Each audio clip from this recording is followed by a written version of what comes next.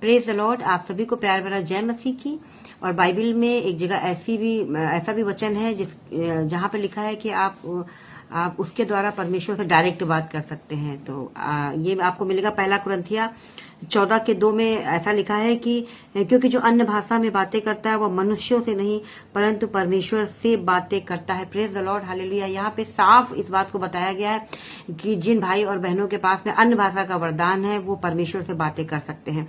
आपको परेशान होने की जरूरत नहीं है अपनी प्रॉब्लम के लिए, अपनी मुसीबतों के लिए। अगर आपके पास अन्य भाषा का वरदान है तो आपको किसी भी मनुष्य से बात करने की जरूरत नहीं है। और जब आप अन्य भाषा में बोलते हैं तो आप किसी मनुष्य से नहीं बल्कि परमेश्वर से डायरेक्ट बातें कर रहे होते हैं। तो बाइबल कहती है कि जब आपके पास अन्य भाषा है तो आपको उसका अनुवाद भी आना चाहिए।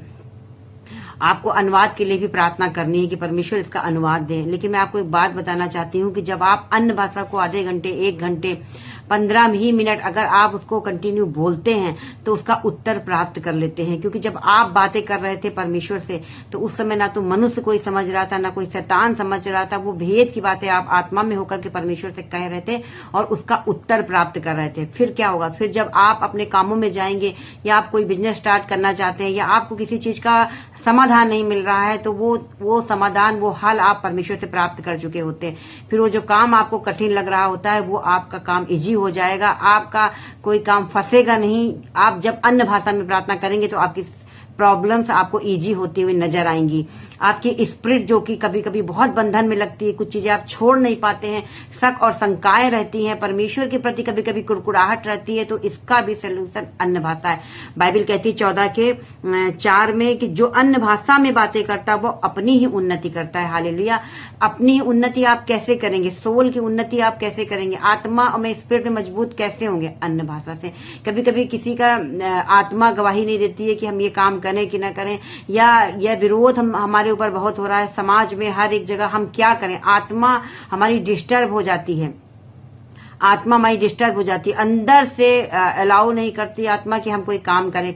वो इसलिए क्योंकि आत्मा मजबूत नहीं है। आत्मा की उन्नति कैसे होगी? आत्मा में आप हर एक परमेश्वर की वॉइस को कैसे पहचानेंगे, या आत्मा में आप डिसीजन कैसे लेंगे, पवित्र आत्मा की बात को कैसे समझेंगे जब अन्य भाषा आप बोलेंगे? क्योंकि लिखा है जब अन्य भाषा में बातें करता है वो अपनी ही उन्नति करता है। तो इसीलिए अन्य भाषा में बातें करना आपकी उन्नति होती है, आप आत्मा में मजबूत होते हैं। क्योंकि जब आप आत्मा में मजबूत होंगे तभी कोई राइट डिसीजन ले पाएंगे, और जब आप अंदर से राइट डिसीजन लेंगे तभी आप ऊपरी तौर से कोई स्टेप भी ले पाएंगे, तभी आप परमेश्वर में मजबूत खड़े होने पाएंगे। तो अन्य भाषा में बातें करना बहुत जरूरी है। अगर आपके पास अन्य भाषा है तो जरूर से आप अन्य भाषा में आधा 1 घंटा प्रार्थना करें परमेश्वर से। क्योंकि वचन साफ कह रहा है कि जब अन्य भाषा में आप बातें करते तो आप किसी मनुष्य से बातें नहीं कर रहे, आप डायरेक्ट परमेश्वर से बातें कर रहे होते हैं। और आप जब बहुत अन्य भाषा में प्रार्थना करेंगे, लीन हो जाएंगे, तो परमेश्वर दर्शन भी देते हैं, विजन भी देते हैं।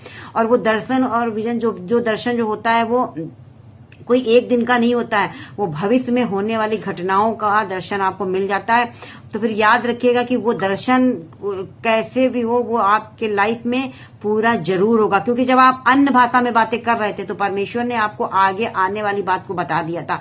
उस बीच उस दर्शन के पूरे होने में और आज के समय में हो सकता बहुत टाइम लग जाए, लेकिन याद रखिए परमेश्वर ने आपसे भेद की बातों को बताया है। क्योंकि वचन कहता है कि मनुष्य से नहीं, आप परमेश्वर से बातें कर रहे थे, इसलिए उसकी बातें कोई नहीं समझता, क्योंकि वो भेद की बातें आत्मा में होकर करता है, बोलता है। तो मतलब कि जब आप जैसे कंफ्यूज है, मान लीजिए किसी बात को लेके आप कंफ्यूज हैं, आप अन्य भाषा में जाएं, आपको आगे कुछ भी रास्ता नजर नहीं आ रहा, आप सेवा कर रहे हैं, आप स्टूडेंट हैं, आप पति हैं, पत्नी, कुछ भी है, लेकिन आपको आगे कोई भी भविष्य नजर नहीं आ रहा है। आपको ऐसे लग रहा है मसीह में हम चलेंगे तो पता नहीं आगे क्या होगा, लोग धिक्कार देंगे समाज में। लेकिन आप जब अन्य भाषा में जाएंगे तो आपके डाउट क्लियर होंगे, परमेश्वर आपको ऐसा विजन देगा उसी बीच में। हो सकता है अभी आपके पास अनुवाद का वरदान ना हो, लेकिन अन्य भाषा में जाने पर आपको वो दर्शन, वो विजन आ जाएगा और आप उस पे खड़े रहिएगा। और जब आप उस पे खड़े रहेंगे तो क्या होगा, जब आप खड़े रहेंगे शैतान आपको गिराने की कोशिश करेगा, क्योंकि वो जानता है इस बात को कि आप मसीह में सही ढंग से चल रहे हैं। उलझन, परेशानियां उसने आपके दिमाग में डाल दी है और वो जानता है कि जैसे ये हटेंगे मैं विपत्तियों को ले आऊंगा। लेकिन जब आप अन्य भाषा में जाएंगे, परमेश्वर आपकी बुलाहट को आपके ऊपर प्रकट करेगा। परमेश्वर आपके जीवन में जो बड़ी योजना खुदावंद ने रखी वो आपको बता देगा। और फिर क्या होगा, आपको वैसे ही चलते रहना है। और जिस प्रकार से यूसुफ को दर्शन आया था, लेकिन उस बीच में कितने साल उसने, लगभग 13 साल उसने दिक्कतों का सामना किया, लेकिन उसको अपना दर्शन याद था। वो अपनी पवित्रताई में बना रहा, चलता रहा और एक दिन यूसुफ प्रधानमंत्री बनाया गया, क्योंकि परमेश्वर ने बात करी उससे दर्शन के द्वारा। तो ये दर्शन कब आते हैं, जब आप अन्य भाषा में प्रार्थना करते हैं। हो सकता है आप सो जाएं तब, या अन्य भाषा करते करते यदि आपने अपना ध्यान नहीं भटकाया, यदि अपने तरीके से अन्य भाषा नहीं आप कर रहे हैं कि अपने विचार डाल रहे हैं कि ये हो जाए वो हो जाए, अपना पूरा कंट्रोल आपने पवित्र आत्मा के हाथ में दे दिया कि बस बोले जा रहे हैं, तो क्या होगा, तो परमेश्वर आपको दिखाएगा। क्योंकि आप भेद की बातें आत्मा में होकर के फिर बोलते हैं, परमेश्वर से आपकी बातचीत हो रही डायरेक्ट, तो परमेश्वर आपको दर्शन भी दे सकते हैं, कुछ भी कर सकते हैं, ये परमेश्वर की ओर से है। लेकिन आप बहुत सी बातें अपनी गुप्त में परमेश्वर से कर जाते हैं, उसका उत्तर भी आप ले लेते हैं, और फिर जब आप धीरे से उसकी बाट जोते आगे बढ़ते हैं, आप देखना स्टेप टू स्टेप आपकी चीजें क्लियर होने लगती हैं, आपके रास्ते खुलने लग जाते हैं। और जो 14:4 में लिखा है कि जो अन्य भाषा में बातें करता है वो अपनी ही उन्नति करता है। तो उन्नति के लिए जिस प्रकार आप शारीरिक तौर से लोग जिम जाते हैं, अपने शरीर को मजबूत करते हैं, अपने शरीर की देखभाल करते हैं, तो आप इस प्रकार आत्मा की देखभाल कर रहे होते हैं। आत्मा अपने अंदर की सोल को, आप भीतरी मनुष्यत्व जो आपका है वो मजबूत हो रहा है। बार बार किसी के डराने से फिर आप डरेंगे नहीं।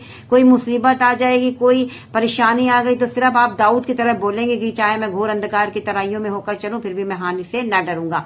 इसका क्या मतलब, इसका मतलब है कि दाऊद भी डर रहे थे, लेकिन उनकी आत्मा मजबूत थी। इसी तरह से जब आप अन्य भाषा में बातें करेंगे, आप अपनी उन्नति करेंगे, देखना आप इतने मजबूत हो जाएंगे, क्योंकि डरपोक लोग भी परमेश्वर के राज्य के वारिस नहीं होते, ऐसा परमेश्वर का वचन कहता है। तो बार बार डरना नहीं है, आपको अपने आत्मा की उन्नति करनी है। आपको 15 मिनट, 20 मिनट, आधा घंटा, 1 घंटा अन्य भाषा में प्रार्थना करना है। फिर आप किसी भी सताव, किसी भी डर से नहीं डरेंगे, बल्कि परमेश्वर आपको दर्शन दे चुका होगा। एक बड़ा जो उसका उद्देश्य है वो आप जान चुके होंगे, क्योंकि आत्मा में होकर के आप भेद की बातें प्राप्त कर लेंगे। आपको समझ में नहीं आएगा कि हुआ क्या है, लेकिन आपका माइंड सेट हो जाएगा कि नहीं, परमेश्वर ने मेरे जीवन में बड़ी योजना रखी है, हमें डरना नहीं है, हमें हिम्मत नहीं हारना। भले आज हमें कोई चीजें नहीं दिख रही हैं, लेकिन आने वाले टाइम में खुदाबंद आपके आत्मा में डाल देंगे कि बेटा मैंने तेरे लिए बहुत बड़ी चीजें रखी हैं। तो इसीलिए अन्य भाषा में बातें करना आपको परमेश्वर से बहुत जरूरी है। अपनी आराधना स्तुति करने के बाद आप अन्य भाषा में जाएं, लगातार 15 मिनट, 20 मिनट टाइम को सेट कर लीजिएगा और उसी के अनुसार आप बोलें। थोड़े 15 मिनट, 20 मिनट, आधे घंटे बढ़ाते जाइए, घंटे भर, 2 घंटे, और ये देखना आप बड़ी उन्नति होगी और इससे बहुत सी चीजें आपको मिलने लग जाएंगी, टाइम से मिलेंगी। तो परमेश्वर से बातें जरूर करें और आप अपने उत्तर को प्राप्त करें। और ये अन्य भाषा आपको मिले कैसे, जब आप परमेश्वर के साथ फेथफुल रहेंगे और परमेश्वर से मांगेंगे। परमेश्वर अपने मांगने वाले को पवित्र आत्मा क्यों न देगा, तो वो आपको अन्य भाषा क्यों न देगा। अपनी भूख प्यास को जारी रखें। परमेश्वर कभी भी दान वरदान देने से पीछे नहीं हटते, वो आपको जरूर अन्य भाषा देंगे। और खूब अन्य भाषा में बातें करें परमेश्वर से और अपने उत्तर को प्राप्त करें, अपनी सोल को मजबूत करें, उसकी उन्नति करें, उसकी बढ़ोतरी करें। तो आप सभी को प्यार भरा जय मसीह की। उम्मीद है इस वचन के द्वारा आपने सीखा होगा। परमेश्वर आपको ब्लेस करे। आपको जय मसीह की।